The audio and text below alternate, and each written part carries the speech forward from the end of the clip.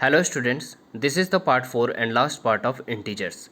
In our previous part, that is third part of integer, we have studied about multiplication of integers and properties of multiplication of integers. Also we have solved their exercise 1.3 which is based on the properties of multiplication of integers.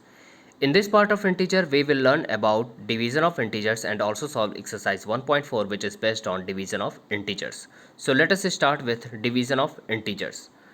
So basically students, there are two rules for dividing two given integers.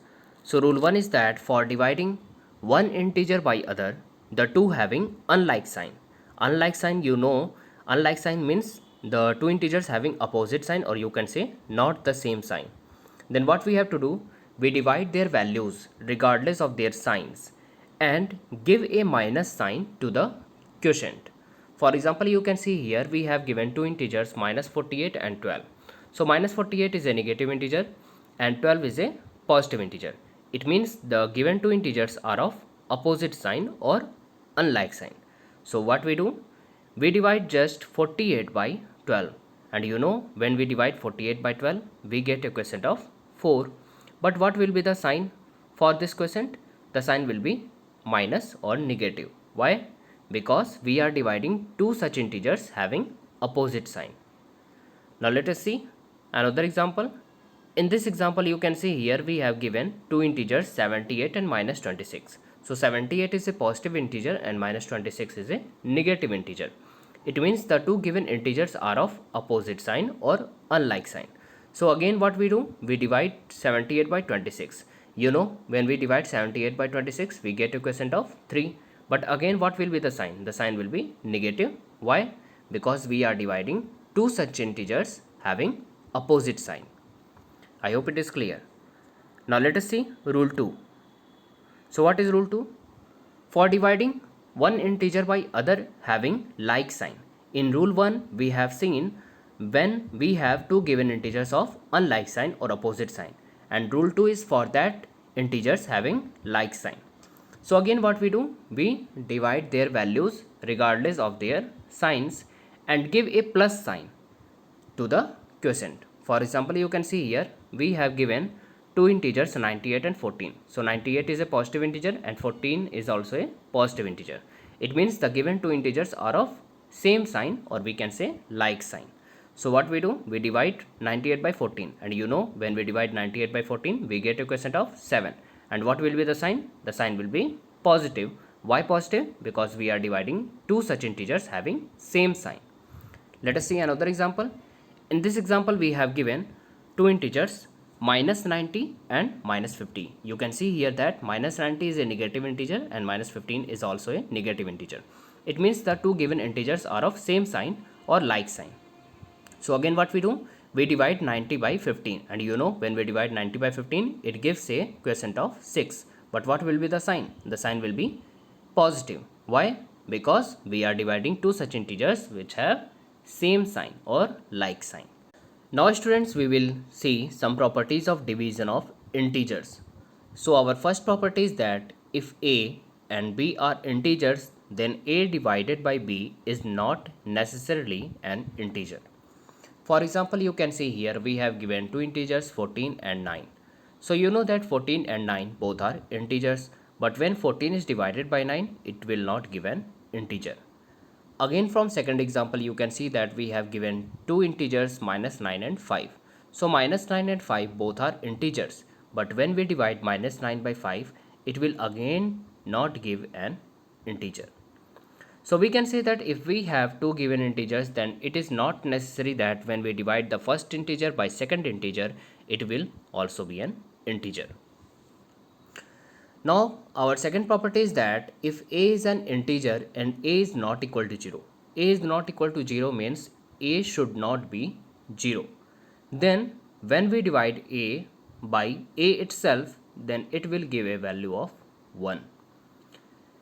It means we can say that when we divide the given integer by the given integer itself, then it gives a value of 1. For example, you can see here we have given an integer 11. So when we divide the 11 by 11 itself, then it will equal to 1. Again, when we divide minus 7 by minus 7 itself, then it gives a value of 1. Our third property is that if a is an integer, then a divided by 1 is equals to a. It means we can say that when a given integer is divided by 1, then the result will be integer itself.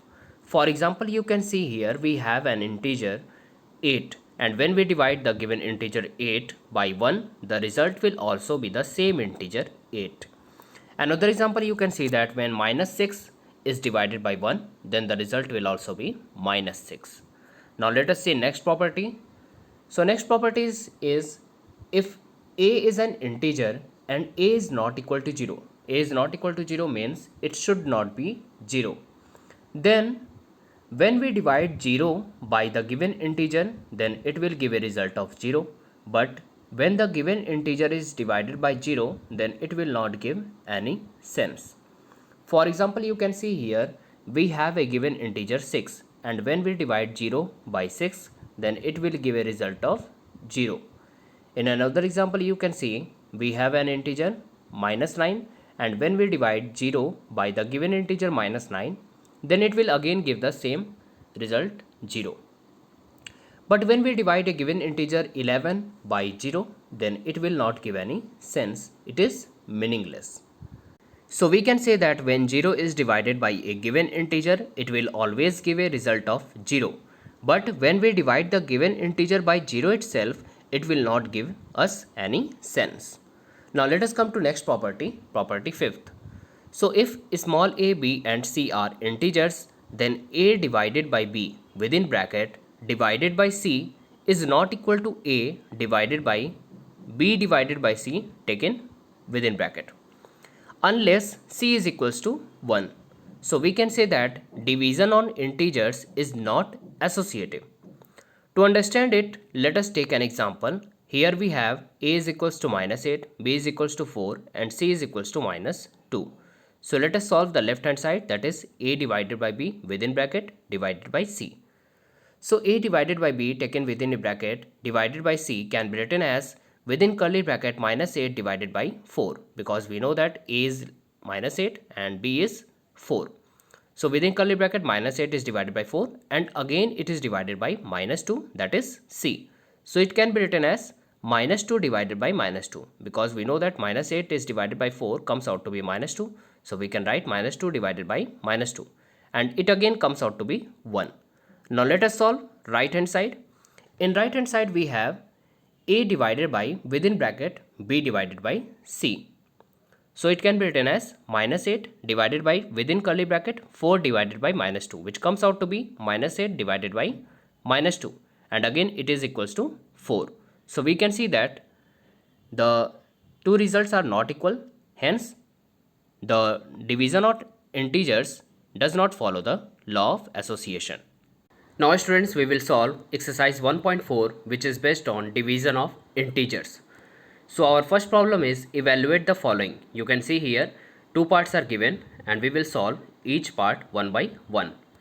So our first part is that within curly bracket minus 36 divided by 12, which is again divided by 3. So it can be written as minus 3 divided by 3. Why? Because you know when minus 36 divided by 12, it will give a result of minus 3 and here the 3 is same. So minus 3 divided by 3, it gives a result of minus 1. So our answer will be minus 1. Now let us solve next part. So in next part you can see that we have given minus 6 plus 5 divided by again minus 2 plus 1 taken together. So it can be written as minus 1 divided by minus 1, because you know minus 6 plus 5 gives minus 1 and minus 2 plus 1 gives minus 1. So we have minus 1 divided by minus 1, and when minus 1 is divided by minus 1, it will give a result of 1. So our answer is 1. In our second problem, we have to verify a relation a divided by b plus c is not equal to a divided by b plus a divided by c for the following values of a is equals to 12, b is equals to minus 4 and c is equals to 2. So let us solve. So first we solve the left hand side, that is a divided by within bracket b plus c. So just putting the values, we have 12 divided by within curly bracket minus 4 plus 2, which comes out to be 12 divided by minus 2. Why?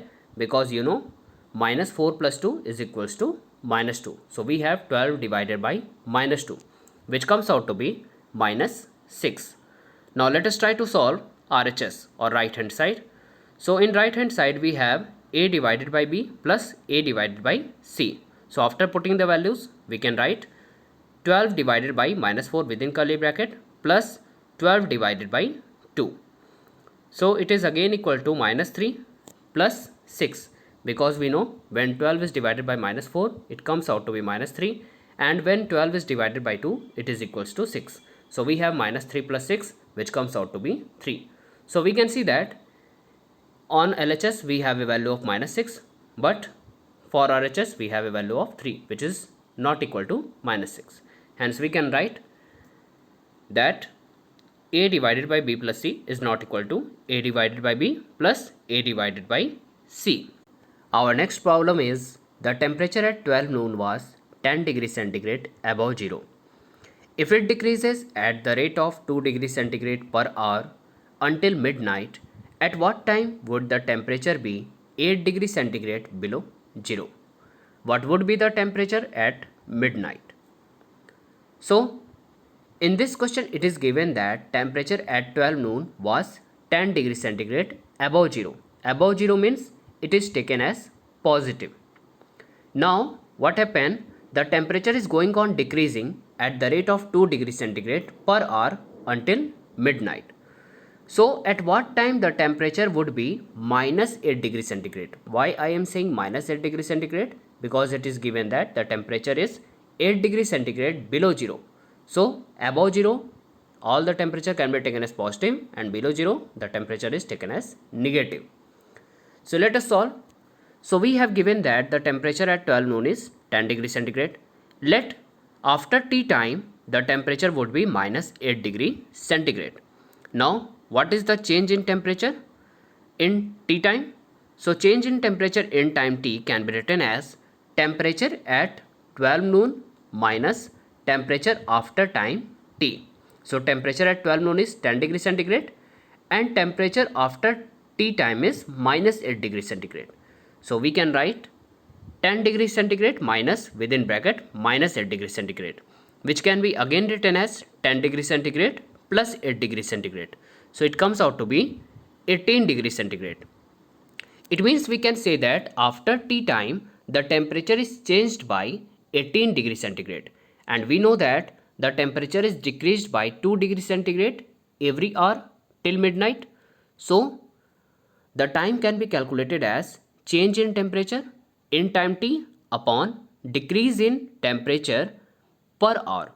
So it can be written as 18 degrees centigrade upon 2 degrees centigrade, which comes out to be 9 hours. So we can say that 9 hours after 12 noon the temperature would be minus 8 degrees centigrade, and 9 hours after 12 noon is 9 pm. That is at 9 pm the temperature would be minus 8 degree centigrade. Again we have to calculate the temperature at midnight. So let us solve. So decrease in temperature till midnight, that is after 12 hour from 12 noon, can be written as 12 into 2 degrees centigrade, because we know the temperature is decreased by 2 degrees centigrade every hour until midnight. So it comes out to be 24 degrees centigrade. It means that the temperature is decreased by 24 degrees centigrade till midnight. So we can write temperature at midnight is equals to temperature at 12 noon minus decrease in temperature till midnight, which comes out to be 10 degrees centigrade, because you know temperature at 12 noon is 10 degrees centigrade and decrease in temperature till midnight is 24 degrees centigrade. So we have 10 degrees centigrade minus 24 degrees centigrade, which comes out to be minus 14 degrees centigrade. It means the temperature at midnight is minus 14 degree centigrade. Thank you students. In our next class we will start our second chapter, fractions. Thank you.